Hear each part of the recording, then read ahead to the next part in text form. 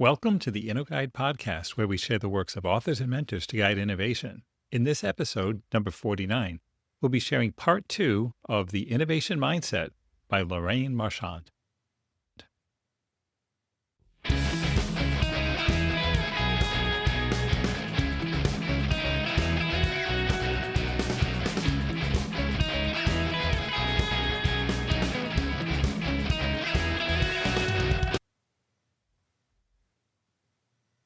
Chapter 6, Developing Your Business Model and Plan. Let me take you on a little journey, one that starts not in a fancy boardroom or a Silicon Valley cafe, but in a New Jersey correctional facility. That's right, I found myself judging an inmates to entrepreneurs business plan competition on a crisp April morning, walking past barbed wire and into a gymnasium turned classroom. I'll admit I had my doubts about how this would go, but what unfolded was a master class in the fundamentals of business planning, delivered by a group of men who had every reason to be discouraged, but instead were brimming with hope and ideas. Real-world business plans, real-world lessons. Ted, a Princeton grad student, and his team had spent 8 weeks teaching entrepreneurship to inmates, most of whom were young men with tough backgrounds and even tougher odds. The business plans I reviewed weren't slick PowerPoints. They were handwritten, sometimes on torn notebook paper, but they were thoughtful and surprisingly thorough. James's plan stood out. He and his cousin Reggie noticed there were no barbershops at Newark Liberty Airport. They did their homework, market research, cost tables, income projections, even a catchy name, JRs of Newark. Cool cuts for men on the go. They'd even identified funding sources, including a state grant and a family loan. I was impressed, not just by the plan, but by the resourcefulness and collaboration it represented. Gary pitched a hardscaping business, rock gardens for small rocky yards. He'd already done a few for family, planned to use social media for marketing, and had a solid revenue forecast. When I asked about seasonality and recurring revenue, he was ready to adapt, thinking about maintenance services for the off-season. Tat, covered in tattoos, wanted to open a tattoo parlor. He knew his craft, but I pushed him to think about competition and differentiation. I'm the best, he said, but we both knew that wasn't enough. He needed a real marketing and referral plan. What makes a good business plan? After the presentations, I shared some hard-earned wisdom. A good business plan starts with a clear problem and solution, backed by real research and realistic financials.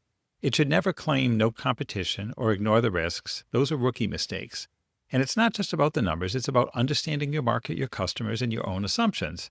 The men had learned that a business plan is more than a document, it's a process. It forces you to test your ideas, challenge your assumptions, and refine your thinking.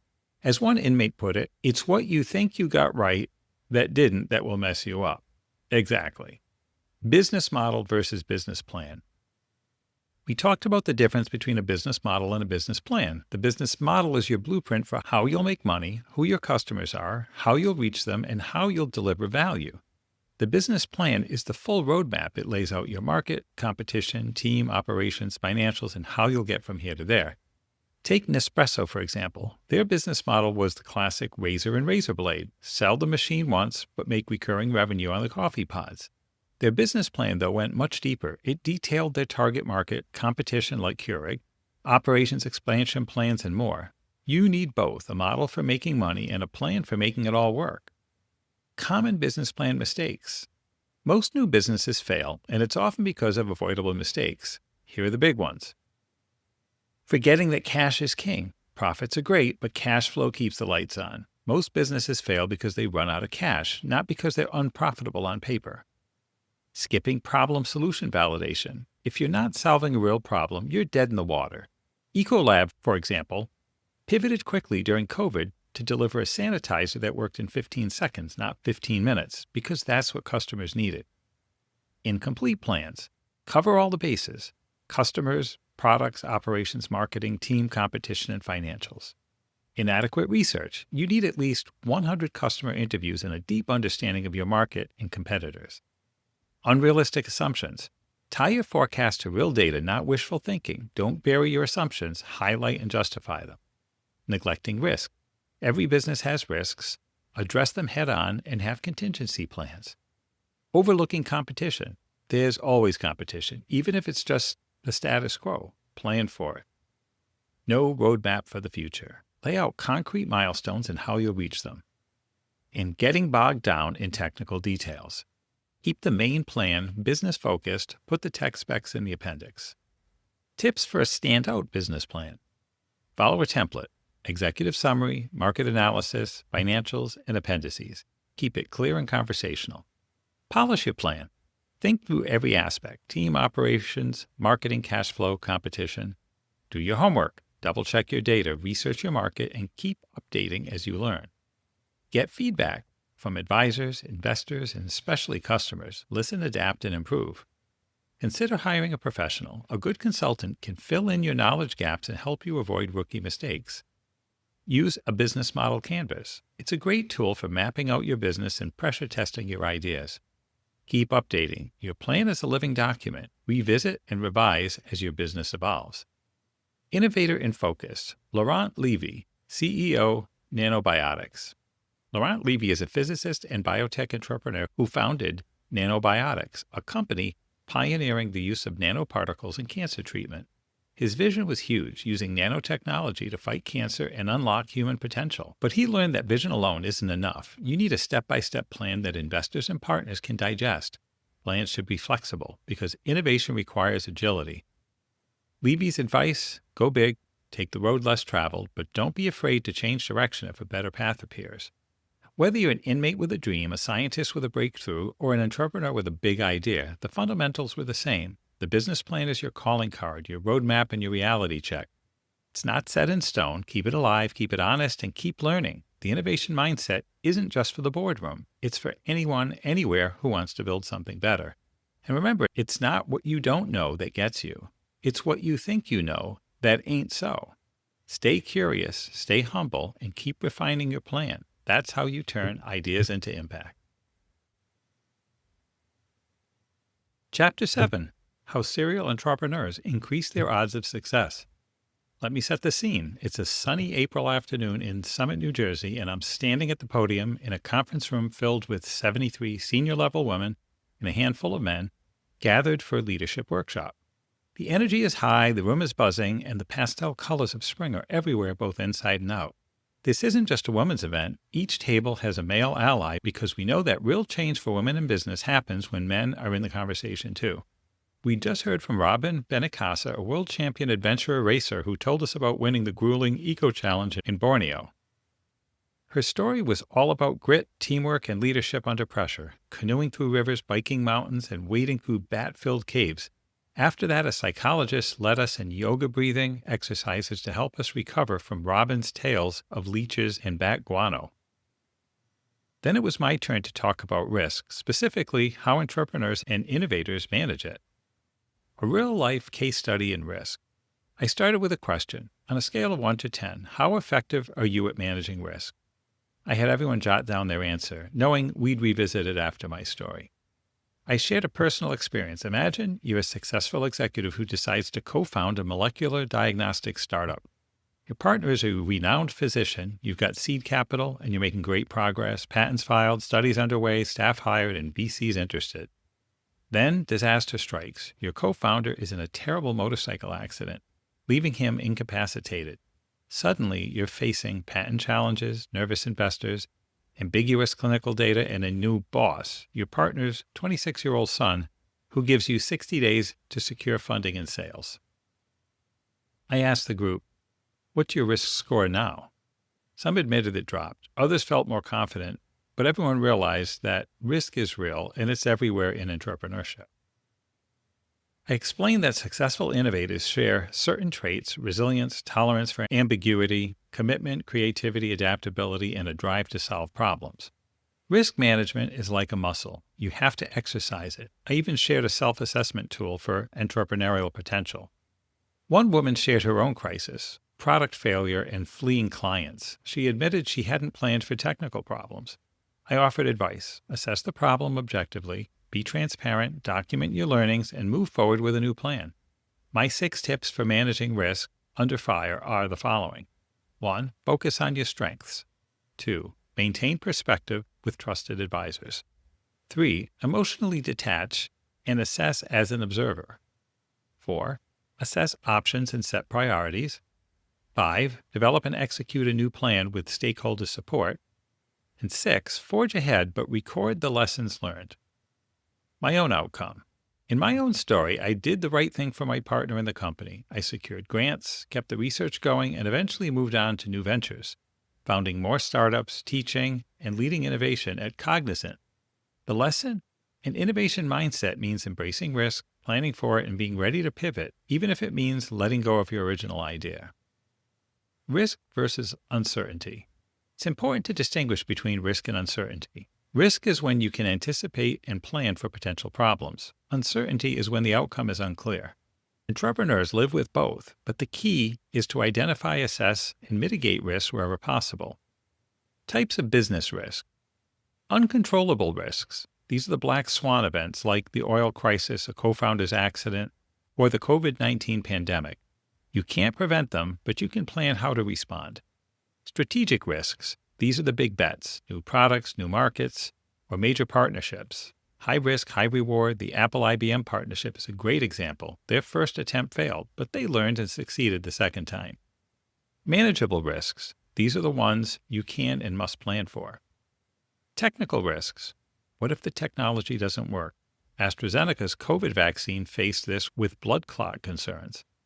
Operational risks. Process failures, lack of documentation, or resource shortages. I once helped a software company develop a risk matrix to address these and earn board confidence. Market risk. Most new products fail because they don't fit the market. You need deep customer research, like the innovator who created the fun-shaped straws to get his kids to drink healthy beverages. Financial risk. Most startups fail because they run out of cash. Lawrence Bloomberg, a serial biotech entrepreneur, learn to raise more capital up front and plan for the worst. Reputation risk. How you handle a crisis can make or break your brand. Johnson & Johnson's handling of the Tylenol recall is legendary. They acted quickly, transparently, and rebuilt trust. How do you manage risk? Use a risk assessment matrix to prioritize and plan for risks. Ask yourself tough questions about global trends, strategy, technology, operations, market, finances, and reputation. For each risk, have a mitigation and contingency plan. For example, in my diagnostic company, we faced technical, financial, and market risks. We planned backup studies, applied for grants, and worked with key opinion leaders. When things didn't go as planned, those preparations kept us afloat. Innovator in focus. Sarah Apgar, founder of FitFighter. Sarah Apgar's story is a perfect example of risk management in action. She created FitFighter, a strength system based on a steel hose made from recycled fire hose and steel shot. She raised capital from friends and family, set clear milestones, and thought through supply chain vulnerabilities. Her product started as a tool for firefighters, but found a broader market. When she appeared on Shark Tank, she landed a $250,000 investment from Daniel Lubetzky of Kind Bars. Sarah's advice? Be doggedly curious, ask endless questions, and build a supportive village around you. Innovation is tough, and you'll face critics, but resilience and a strong support system make all the difference. In summary, serial entrepreneurs increase their odds of success by embracing risk, planning for uncertainty, and building resilience. They assess and manage different types of risk, uncontrollable, strategic, manageable, and reputational, using tools like risk matrices and by learning from experience. They surround themselves with supportive people, stay curious, and are always ready to pivot. That's how you turn setbacks into stepping stones and keep innovating no matter what comes your way. Chapter 8. Coaxing Capital. No innovation without communication. Let me take you into a Monday morning that still makes me wince. Picture this. Rick, a passionate founder of a healthcare technology startup, is nervously presenting to a room full of venture capitalists. The projector's dead, so he's hunched over his laptop, flipping through slides at a snail's pace. He's only on slide 3 after 15 minutes, and the investors are already restless. Christopher, the VC firm's president, a sharp, seasoned entrepreneur and Princeton professor, finally interrupts, cutting through the tension. Let's cut to the chase. How is your solution different? How will you scale? How will you make real money? Rick, sweating bullets, tries to answer, but the pitch is already off the rails. The deck looks more like a Valentine's lingerie ad than a health tech proposal, and the most important points are buried in the appendix. Even the CFO, a polished ex-banker, can't save the day. His financials are based on unrealistic assumptions, and the VCs spot the flaws immediately. The meeting ends with a polite but firm, "Come back when you're ready." Ouch. Afterward, I debrief Rick and his team at Starbucks. It turns out Rick had changed the pitch at the last minute based on advice from an old friend, ignoring the strategy we'd carefully crafted together. It was a classic case of losing focus, not knowing the audience, and failing to communicate a compelling, credible vision. What went wrong? Let's break it down. First, Rick and his team didn't do their homework on the investors. Christopher's firm was looking for direct-to-consumer software solutions, but Rick's pitch was all about a service, not a scalable tech product. Basic research like reading the VC's website would have made this clear. Second, they failed to paint a vision for a business that could scale. The solution was a local MVP dependent on a risky Medicare program with no mention of the bigger opportunity, a potential partnership with a national insurer that would have excited investors. Third, the team lacked credibility. They were retired pharma execs tackling an old problem with an old approach, and they didn't highlight any relevant entrepreneurial experience or market insight. Fourth, the pitch was unfocused and the team unprepared for tough questions. Even the best presenter was tripped up by bad data. And lastly, Rick ignored the 10-20-30 rule. 10 slides, 20 minutes, 30-point font.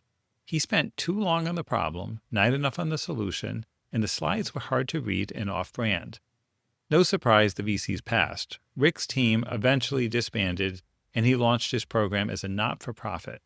I learned my lesson too. Always rehearse, vet the team and the plan, and make sure the message is clear and compelling. So what makes a powerful pitch? Here's what I've learned and what I teach my students and clients. 1. Start with a clear, well-organized vision. Investors want to know why your product matters, why now is the right time, and why your team is the one to make it happen. 2. Show investors a return on investment in a realistic time frame. VCs typically look for a 3 to 5 year horizon. Your business case needs to show how you'll grow, generate revenue, and become profitable. 3. Tell your story in 15 to 20 minutes. Use data to show how your idea beats the competition, how you'll get market adoption, and how your revenue forecasts are grounded in reality. Passion is great, but preparation and substance win the day. The all-star pitch deck, 10 slides in 20 minutes. Here's the formula I recommend and that successful founders use. Big problem, big market. Show the unmet needs and the size of the opportunity. Your solution? How your tech solves the problem and why it's better. The technology? How it works, patents and supporting research. Customer and market research? Evidence of demand and willingness to pay. Competition? Honest assessment with a clear comparison. Strategy roadmap. How you'll get to market, milestones, and financial inflection points. Sales plan. Partnerships, channels, and sales force ramp-up. Team. Relevant experience, credentials, and any gaps you plan to fill. Financial forecast. 3 years out, showing the path to revenue. Summary. Restate why this is the right solution right now and how investors will make money. A VC I know sums it up like this. I want to see the pain point, your solution, how you'll make money, and how you'll reach customers cheaply, and then how you'll manage cash and financing. Start small, experiment, and keep costs flexible, and be ready to pivot. A pitch that worked. C2I Genomics. Contrast Rick's story with C2I Genomics, a startup that raised $12 million in its first round and $100 million in its second. Their secret? They addressed a huge unmet need in cancer genomics, had a top-notch team, a unique and scalable technology, and a solid business model and financial forecast based on sound assumptions. They followed the 10-20-30 rule, used clear visuals, and were thoroughly prepared for every question. Investors loved their command of the material and their readiness to engage as partners. Where does money come from? Let's talk about the sources of capital. Your own money. Show you have skin in the game. Friends and family money. Good for early small investments, but only ask those who can afford to lose it. Crowdfunding. Platforms like Kickstarter and Indiegogo are great for raising modest amounts and validating demand. Angels. Qualified investors who bring not just money but expertise and networks. Plan on 6 months to build these relationships. And venture capital. For high-growth, high-risk ventures, VCs want experienced teams, big markets, and scalable, defensible products. They're thorough, and their money is the most expensive, often coming with significant control. Do your homework on investors, get warm introductions, and be ready to walk away if it's not a fit. Always ask VCs for feedback on your strategy, competition, and team. Other sources include academic tech transfer offices, foundations, government grants like SBIR, STTR, and corporate venture funds. Each has its own pros and cons, especially around timing and control. Innovator in Focus, Dan Navarro, Nomad Dan. Let me end with a story that shows innovation in action, even outside the tech world. Dan Navarro, a successful songwriter, found himself grounded by COVID-19. He started streaming live music to his fans on Facebook, which turned into a daily ritual. Eventually, he hit the road in an RV, playing pop-up shows across the country. He didn't ask for money, but fans sent it anyway. Proof that if you provide real value, people will support you. Dan's lesson: persistence and authenticity matter more than raw talent.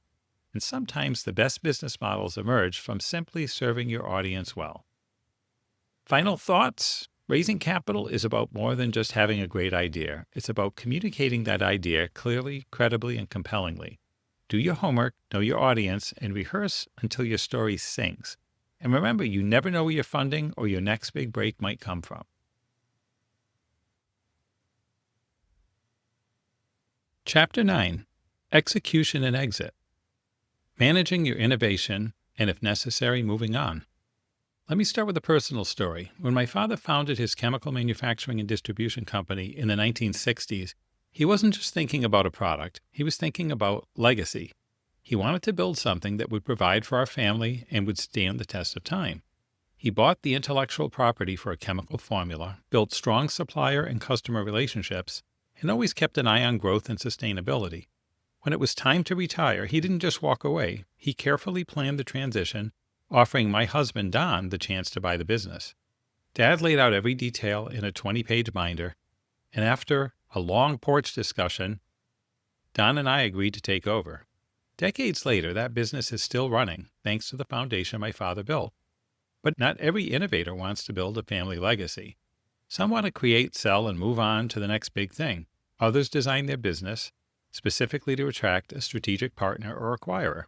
All of these are valid goals, but the key is to know what you want from the start. What's your end game? Are you building a legacy, or are you planning to exit and cash out? This chapter is all about helping you get to that decision point, whether you want to run your business for decades or sell it for a big payday. Building the right team for execution. Once you've validated your innovation and developed your launch plan, it's time to execute. And execution starts with people. I've seen many great ideas stall because the founder didn't have the right team to bring the product to market. For most startups, you don't need a huge hierarchy, just a few senior leaders who can wear multiple hats.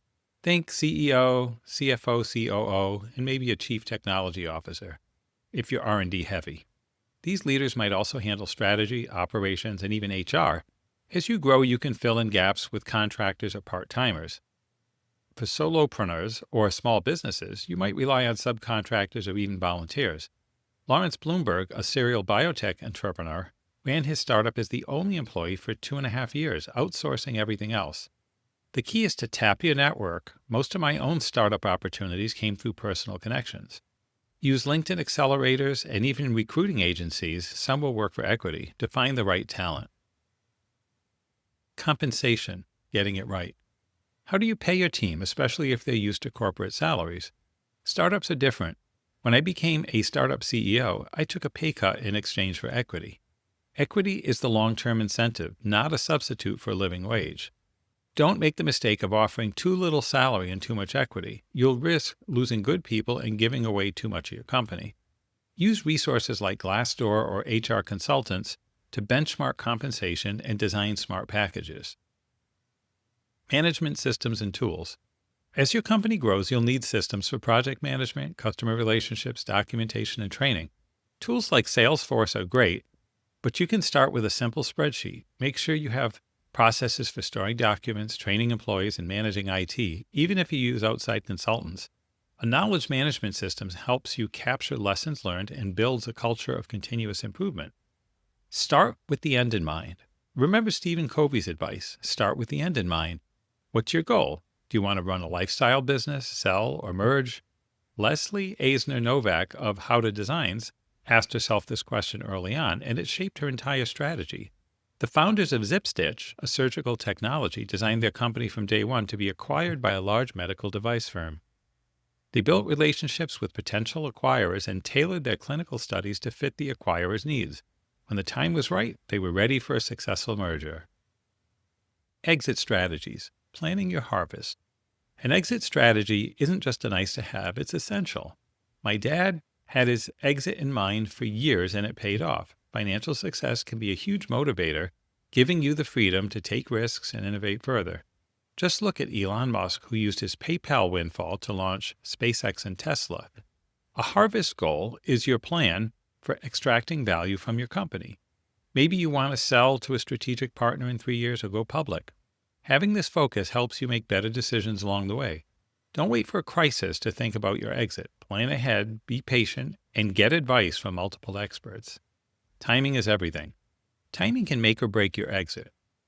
Mark Zuckerberg famously turned down a $1 billion offer for Facebook in 2006 from Yahoo, a decision that paid off handsomely.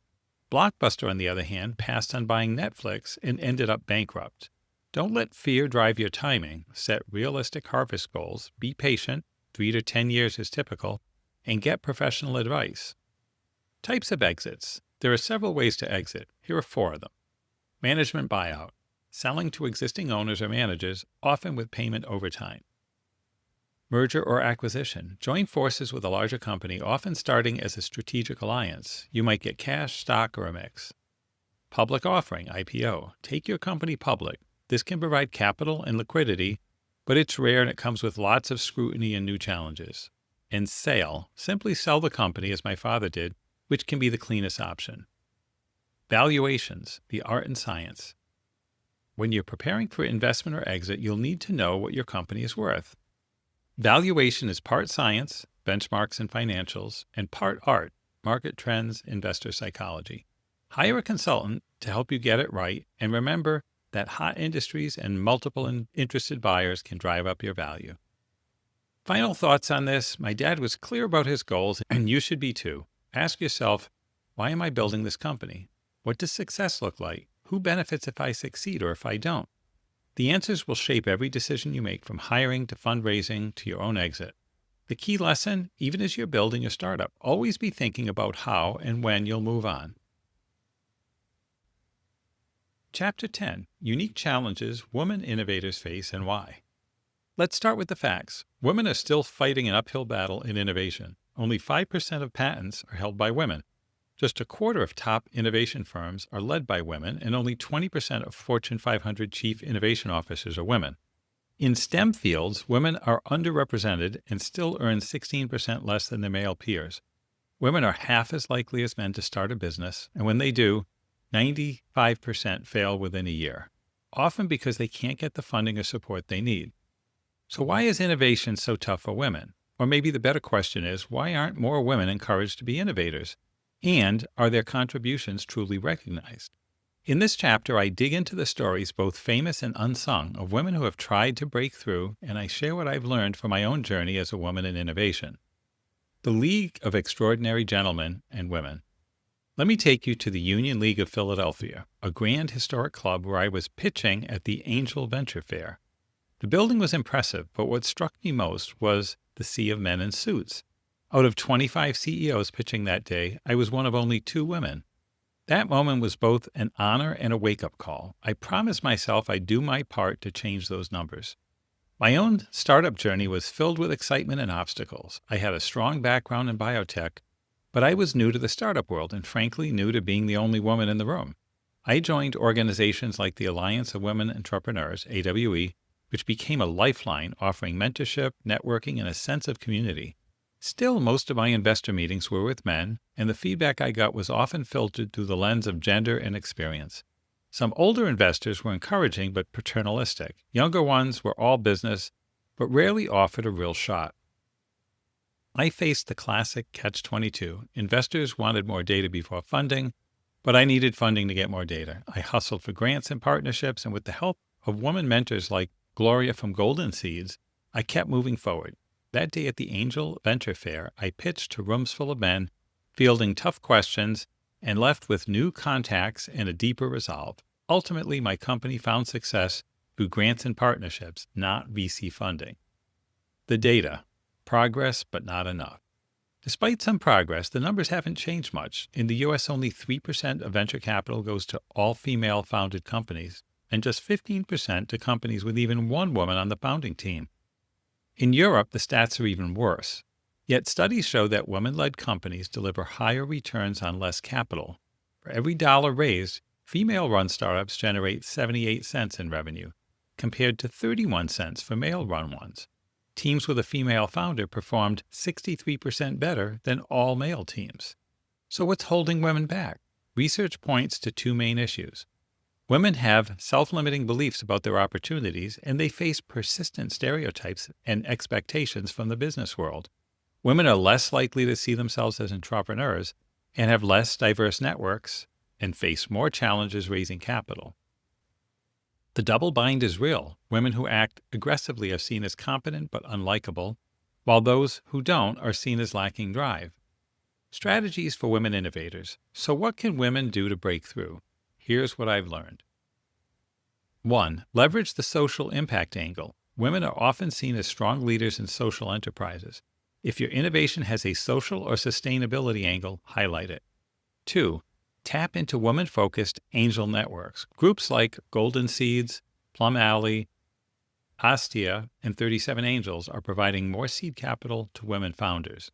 Big firms like Morgan Stanley and Goldman Sachs are also launching programs for women and multicultural entrepreneurs.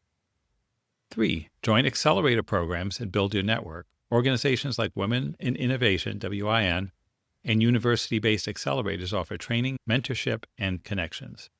And 4, get involved in STEM advocacy. Mentor young women, speak at events, and help build the pipeline of future women innovators. What leaders and the ecosystem can do. Women can't do it alone. We need systemic change. Hold VCs accountable. Require them to report on diversity in their investments. What gets measured gets done. Change the mindset. Offer more training for women on goal setting, finance, and relationship building. Encourage more women in STEM. Support them not just entering the field, but in staying and advancing. And follow the lead of institutions like Babson College, which has created programs specifically to support women entrepreneurs. A Hall of Fame of Women Innovators. To inspire you, I've created my own Women Innovators Hall of Fame. Here are just a few of the extraordinary women who changed the world. Joseph Cochrane invented the automatic dishwasher and founded a company that became KitchenAid. Marie Curie discovered radioactivity, won 2 Nobel Prizes, and changed science forever. Hedy Lamarr co-invented the technology that led to Bluetooth and Wi-Fi. Joy Mangano created the Miracle Mop and built a billion-dollar product line. Madam C.J. Walker became America's first female self-made millionaire with her hair care products for Black women. Mary Anderson invented the windshield wiper. Gertrude Elion developed life-saving drugs and won the Nobel Prize in Medicine. Bette Nesmith Graham invented liquid paper and sold her company for $47.5 million. That was the first whiteout. Ada Lovelace wrote the first computer program. Patricia Bath invented laser cataract surgery and was the first African-American woman physician to receive a medical patent. And there were so many more. Catherine Burr Blodgett, invisible glass. Olga Gonzalez Sabrina, nickel hydrogen batteries for the International Space Station. Maria Telk, solar heating. Barbara McClintock, genetic transposition. Grace Hopper, computer language compiler. Rosalind Franklin, DNA structure. Melita Bentz, coffee filter. Ruth Handler, Barbie, and more. The challenges women face in innovation are real, but so is their impact. Change is slow, but it's happening. We need to keep pushing for more representation, more funding, and more recognition. As Susan B. Anthony's story reminds us, meaningful change can take generations, but it's worth fighting for. Women innovators have always been here, and with continued effort, their numbers and influence will only grow. Let's keep building, inventing, and supporting each other because the world needs more women innovators. So we've reached the end of the book. And Lorraine has provided 7 appendices here. So if you're interested in this content, stay tuned. They are types of customer research, business model canvas, example of an actual business plan, ocular proteomics, sample application for angel investor funding, an example of an actual pitch deck for ocular proteomics, guidelines for completing the investor pitch, and a resource guide for women innovators. I will just go through very brief summaries of these, a little longer summaries for the ones that I think will be more useful to innovators, but they all have tremendous value. Some of them will be hard to understand if I'm just reading them to you. So if these are of interest, I recommend picking up a copy of the book. Appendix 1, Type of Customer Research. Let's talk about how you really get to know your customers. There are so many ways to gather insights, and each method has its own strengths.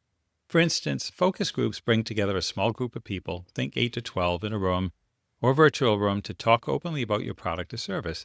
This is a great way to test new ideas or messages. I remember when the National Alliance on Mental Illness, NAMI, wanted to understand the stigma around depression. We ran focus groups with people affected by depression and their families, which helped us craft a campaign to break down those stigmas.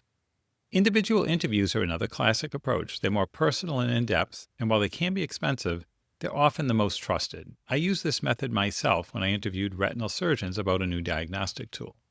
Online surveys are quick and scalable. Keep them short and focused. Ecolab, for example, surveyed customers about their comfort with hotels and restaurants using hospital-grade disinfectants. The results helped Ecolab's clients measure their own customers. Social media is a goldmine for real-time feedback and conversation, while live chat on your website lets you capture customer thoughts as they happen. 42% of online shoppers say it's their favorite feature. And don't forget about website traffic analysis using tools like heat maps, Net Promoter Score, NPS, to measure loyalty, and good old-fashioned emails and feedback forms. And of course, online customer reviews, think Angie's List or Nextdoor, are invaluable for crowdsourced opinions. Appendix 2, Business Model Canvas. The Business Model Canvas is your one-page blueprint for how your business creates, delivers, and captures values. It's built on 9 building blocks. These are those building blocks. Customer segments. Who are you serving? Get specific. Demographics, behaviors, or even the jobs they're trying to get done. Value proposition. What unique value do you offer each segment? Is it functional, social, or emotional? Channels. How do you reach your customers? Direct, your own website, or indirect, third-party stores? Customer relationships. What kind of relationships do you have? Transactional, long-term, automated, or personal? Revenue streams. How do you make money? Think sales, subscriptions, licensing, etc. Key resources. What assets are essential? People, IP, brand, capital. Key activities. What do you need to do to deliver value? Key partnerships. Who helps you succeed? Suppliers, allies, joint ventures. And cost structure. What are your fixed and variable costs? This tool helps you see the big picture and spot gaps or opportunities as your business grows. Appendix 3, an example of an actual business plan, Ocular Proteomics LLC. Here I provide a real-world business plan from Ocular Proteomics LLC so you can see how all these concepts come together in practice. It's a very good business plan. Appendix 4, sample application for angel investor funding. This appendix gives you a template for applying for angel investment, what information to include, how to present your business, and what investors are looking for. This is gold. Appendix 5, sample of an actual pitch deck, Ocular Proteomics. You'll find a real pitch deck here showing you how to tell your story visually and succinctly to potential investors. Appendix 6, guidelines for completing the investor pitch. This walks you through the slides and content you'll need for a clear, compelling, and concise investor pitch. Think of it as your checklist for making a great impression. And the last one, Appendix 7, a resource guide for women innovators. Finally, I pulled together a comprehensive resource guide for women innovators. If you're looking for funding, check out organizations like 37 Angels, Amber Grant, Golden Seeds, and Pivotal Ventures, founded by Melinda French Gates. There are also accelerators and incubators like Astia, Female Innovator Labs, and Women Innovating Now, WinLab at Babson College. Networking is key, so I've included groups like Every Woman, Global Women's Innovation Network, and women who start up. There are also resources for Columbia University students and alums, and a sampling of international programs in India, Canada, the UK, and the EU, like EU Prize for Women Innovators. No matter where you are in your journey, these appendices are designed to give you practical tools, real-world examples, and a network of support to help you innovate and succeed. So that's where we'll leave it. I think this is a great book, The Innovation Mindset by Lorraine Marchand. These appendices at the end are a great resource, and they're in the book, so pick up a copy of it if you're interested in those.